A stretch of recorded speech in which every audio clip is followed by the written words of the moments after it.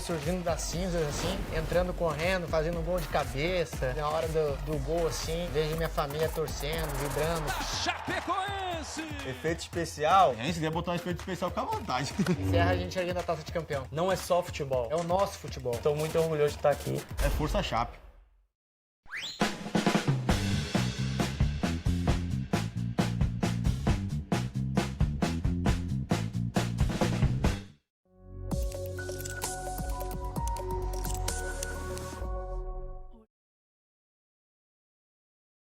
O governo federal quer diminuir participação em empresa estatal. O pacote de privatizações pode aumentar. Em Minas Gerais, alerta para tempo seco, onde o risco de incêndios é maior nesta época do ano. Uma professora é agredida no Rio Grande do Sul por um aluno. Tudo isso e muito mais, agora, na Revista Superi.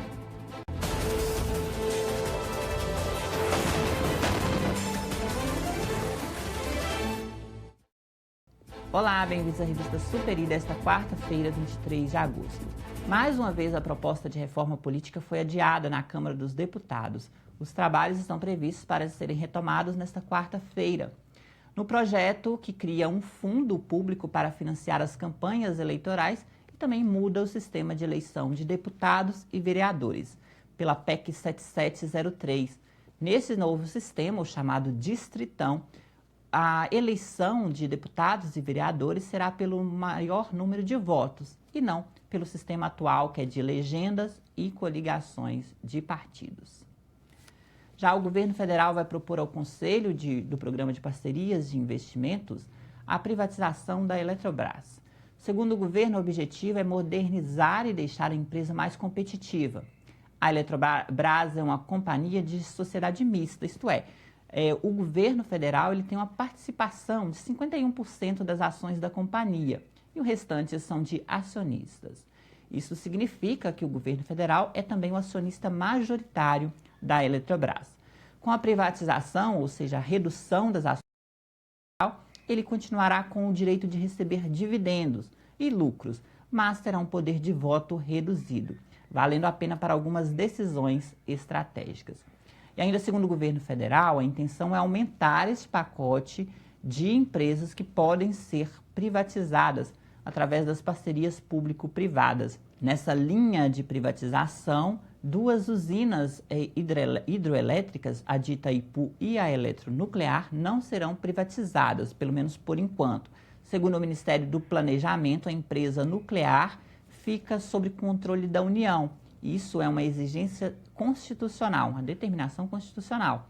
Já a usina de Itaipu, que é fruto de uma relação bilateral entre Brasil e Paraguai, será analisada mais adiante. O anúncio da privatização da Eletrobras fez com que as ações da empresa subissem na Bolsa. Nesta terça-feira, as ações ordinárias tiveram alta de 49%, e as ações preferenciais tiveram alta de 32%. Aqui em Minas Gerais, o Banco de Desenvolvimento, o BDMG, anunciou redução de taxas de financiamento a micro e pequenas empresas desde essa terça-feira. O capital de giro estará mais barato e poderá ser utilizado para financiar diversas finalidades, como pagamento de funcionários, equilíbrio do fluxo de caixa, compra de máquinas e equipamentos, bem como reposição de estoque e expansão de negócios. As taxas variam a partir de 1,64 e o prazo de até 48 meses para pagar. Esta é a segunda redução na taxa de juros informada pelo Banco de Desenvolvimento do Estado de Minas Gerais este ano. Segundo o presidente do banco, Marco Croco, em entrevista à agência Minas, o objetivo é estimular a economia por meio da atividade empresarial, contribuindo para a geração de emprego e renda no Estado. A Revista Superi volta em instantes com mais informações para você. Que tal uma receita prática de tilápia empanada com opções de molhos? Nos Sabores tem. Mas primeiro, um recado do chefe Bortola. Lembrando sempre para consumir o peixe de cultivo, o peixe criado, evitando assim uma agressão ao meio ambiente e incentivando a pesca esportiva. Agora sim, partiu aprender as dicas dos sabores. Assista, quinta, às 20h30 da noite, na Fish TV. Oi, eu sou o Bob Flay e hoje vamos fazer hambúrgueres. Eu penso em hambúrgueres como a quinta essência dos sanduíches. Cada componente deve ser tratado com muito respeito para o resultado perfeito. No meu restaurante, o Bob's Burger Palace, eu faço um hambúrguer que é minha assinatura, um hambúrguer crocante. Ele é o dobro de queijo, chips de batatas no hambúrguer para dar aquela crocância extra. É o melhor hambúrguer que existe.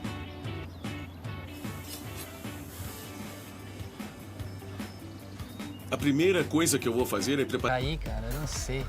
Não é só futebol, é o nosso futebol. Então, o primeiro... Ai, caraca.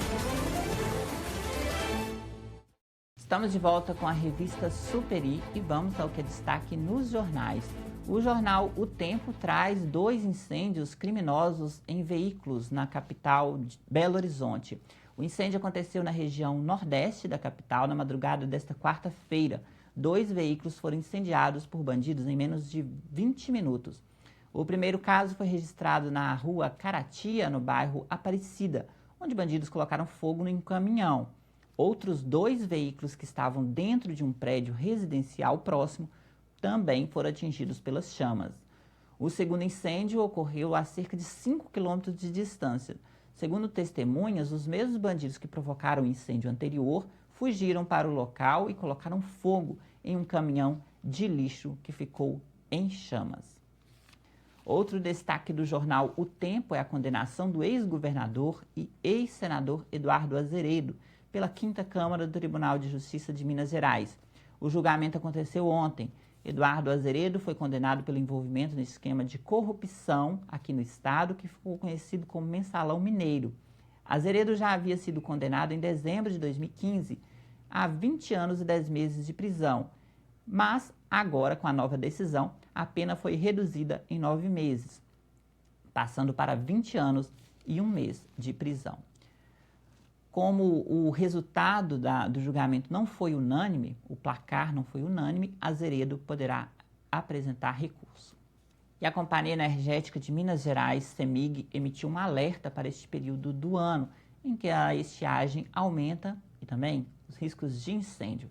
De acordo com a nota divulgada no dia 8 de agosto, durante o inverno são registrados valores baixos de chuva em todo o estado e a atmosfera torna-se mais seca.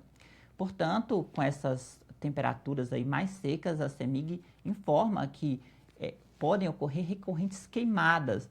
E essas queimadas também podem provocar a interrupção no fornecimento de energia elétrica, além dos prejuízos ambientais por meio dessas ocorrências. Somente no primeiro semestre deste ano foram 92 interrupções no fornecimento de energia para mais de 41 mil clientes da companhia, mais que o dobro no mesmo período do ano passado. Ainda de acordo com a CEMIG, as principais causas desses incêndios florestais em Minas Gerais são a queima predatória de pastos e de terrenos para plantio, especialmente nas altas temperaturas, onde a população aproveita para queimar lixos, queimar pastos e provocam-se assim esses incêndios. Outros meios que provocam esses incêndios é o fato de pessoas jogarem tocos de cigarro em beira de estrada, que pode atingir a vegetação seca e, com isso, a propagação do incêndio. Fazer queimadas só é permitido, nesses casos de pastos e matas, com permissão do IBAMA e também do IAF. Se você quiser entrar em contato com o Instituto Estadual de Florestas, pode ligar para o 0800 283 2323. Outras medidas para você se prevenir de incêndios é a criação de aceiros e barreiras que impedem a propagação das chamas. O aceiro pode ser feito por meio de valas ou limpeza do terreno, de modo a obstruir a passagem do fogo. Aqui em Valadares, onde o SAI já emitiu um alerta para a economia de água neste período de estiagem, que este ano chegou um pouco mais cedo, a Prefeitura também realizou meios de se prevenir esses incêndios no Pico da Ibituruna. Lá é muito comum, nesta época do ano, a ocorrência de incêndios. E por isso, este ano, a Prefeitura fez uma reunião com os moradores e também fez limpeza no local através de um trabalho de prevenção de incêndios. E ontem, em Valadares, o Corpo de Bombeiros combateu um foco de incêndio em uma fábrica desativada que fica na BR-259. O incêndio atingiu parte da fábrica, mas foi combatido a tempo e não houve vítimas no local, visto que a fábrica estava desativada. Vamos falar então do tempo, ver como fica em todo o país. A incidência de calor continua na região central do Brasil. No norte do país pode chover, também no litoral nordeste. Na faixa leste do litoral nordeste, com maior intensidade, nos estados da Bahia e aquela região que vai até Pernambuco. No sul do país volta a chover em partes do Rio Grande do Sul, mas o tempo deve predominar ensolarado em grande parte do estado. Santa Catarina e Paraná tem tempo nublado e mar agitado. Aqui no sudeste, o sol reaparece em grande parte da região. O tempo continua nublado no Espírito Santo e leste e nordeste de Minas Gerais. Na região metropolitana de Belo Horizonte, o dia será de céu parcialmente nublado e não há previsão de chuvas. Na capital mineira, a temperatura deve variar entre 12 e 25 graus, com umidade relativa do ar na casa dos 40 graus. Aqui em Valadares, o tempo continua nublado e nesta quarta-feira, a máxima pode chegar a 27 graus. Nossa hashtag, que vocês já conhecem, Fome de Food. Beleza? Até a próxima. Eu vou ficar com a minha minestra aqui deliciosa. Valeu! Assista o programa Dia a Dia de segunda a sexta-feira, às 6h15, às 10 horas e às 14h30. E à sexta-feira, sábado e domingo, também às 19 horas. Gente, tem muita informação, muita saúde, educação. Não perca, vem assistir comigo.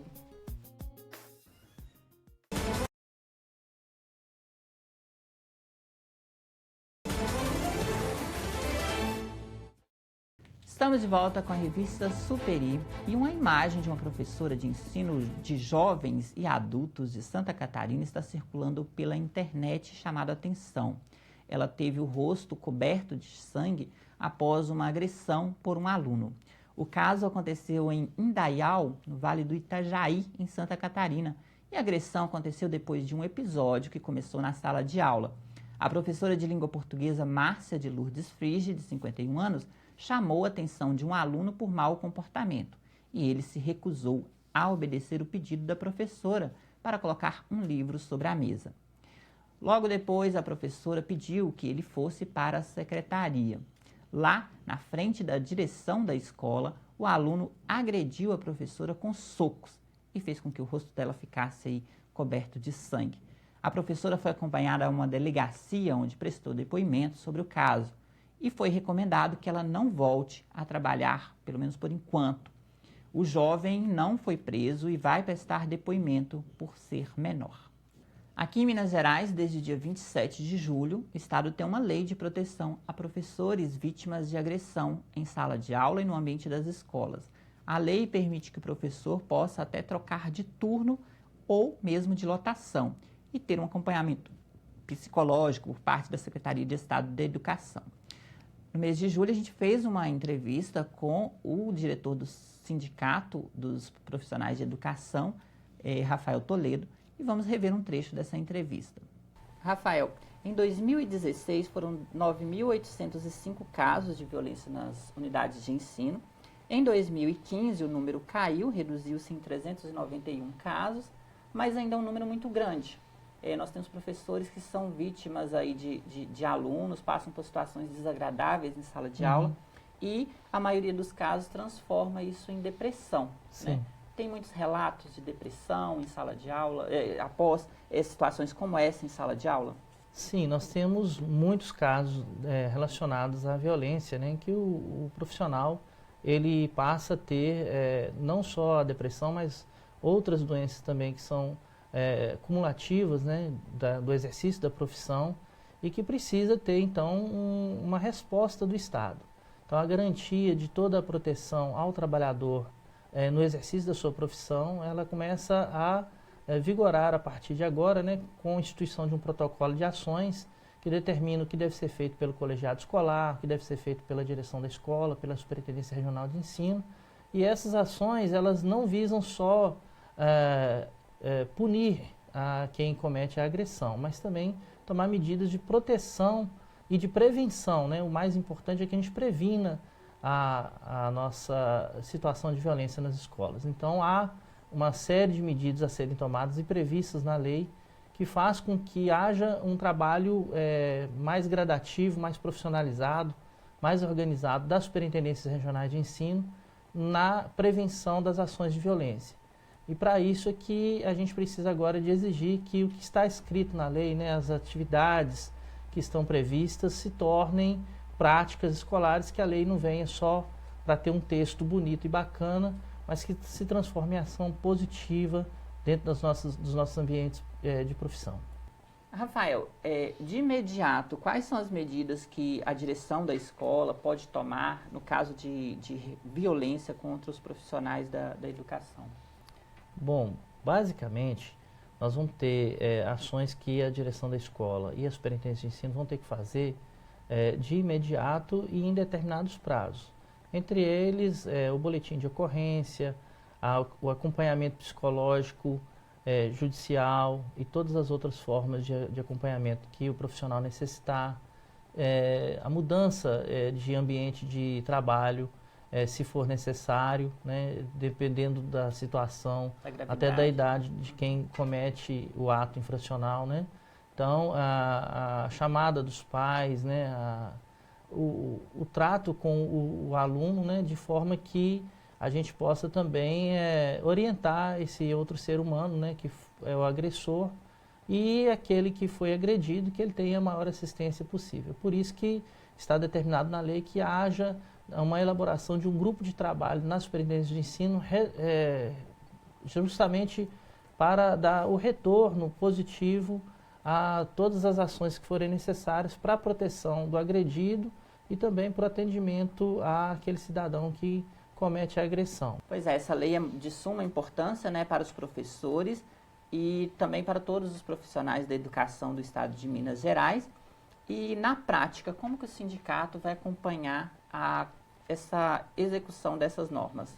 Bom, o sindicato tem todo o interesse. Não é por acaso que o sindicato é o autor intelectual desta lei, né? É uma vitória muito importante do Sindiúti, que é o segundo maior sindicato do Brasil, trazer essa proposta de lei, né, que foi estudada aí pelos nossos deputados, que foi estudada pelo corpo de funcionários da Assembleia Legislativa, teve algumas modificações ao longo do seu período de estudos, né, e que depois se tornou lei justamente porque a gente tem um grupo organizado de educadores que está sempre na luta, né, em defesa dos nossos direitos, e dessa forma que nós vamos continuar agindo, né, não só como autores intelectuais, mas como pessoas interessadas diretamente que todo o protocolo que está previsto na lei seja a favor da melhoria do ambiente escolar, porque um ambiente saudável produz melhores resultados e a gente precisa de uma sociedade mais saudável, mais feliz e com mais possibilidade de crescimento, não só da comunidade interna de cada cidade, de cada distrito, né, ou de cada bairro, mas sim de nossa comunidade estadual, nossa comunidade brasileira. Ela precisa de pessoas que tenham mais responsabilidade nas suas relações e nas suas convicções, né, e que a gente possa trabalhar aí para que nós possamos ter a efetividade, né, dessa lei. Um resultado melhor aí na educação do nosso aluno, né, que seja ele a criança ou o adolescente. Okay. Obrigado, Rafael. Pois é, medidas aí que protegem os professores. Revista Superi fica por aqui. Um ótimo dia para você. Até a nossa próxima edição.